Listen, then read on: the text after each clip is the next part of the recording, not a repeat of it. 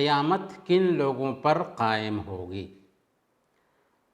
یعنی جب قیامت آئے گی تو اس وقت کس طرح کے لوگ اس دھرتی پر بستے ہوں گے۔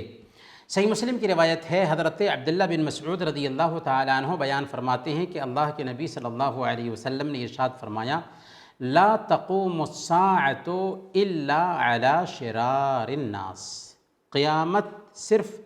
بدترین لوگوں پر ہی قائم ہوگی۔ اور صحیح مسلم ہی کی ایک دوسری روایت میں ہے، اللہ کے نبی صلی اللہ علیہ وسلم نے اس سلسلے کی تفصیل بیان فرمائی کہ اللہ تعالیٰ ایک پاکیزہ ہوا بھیجے گا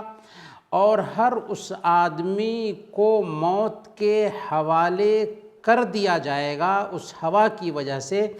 جس کے دل میں رائی کے دانہ کے برابر بھی ایمان ہوگا، باقی وہی لوگ رہ جائیں گے جن میں کوئی بھی بھلائی نہیں ہوگی، سب کے سب برے لوگ ہوں گے اور وہ اپنے آباء و اجداد کے دھرم پر یعنی شرک پر لوٹ آئیں گے اور انہی لوگوں پر قیامت واقع ہوگی۔ گویا کہ یہ بات ہمیں پتہ چل گئی کہ جس وقت قیامت ہوگی اس وقت اس دھرتی پر کوئی بھی ایمان والا نہیں رہے گا۔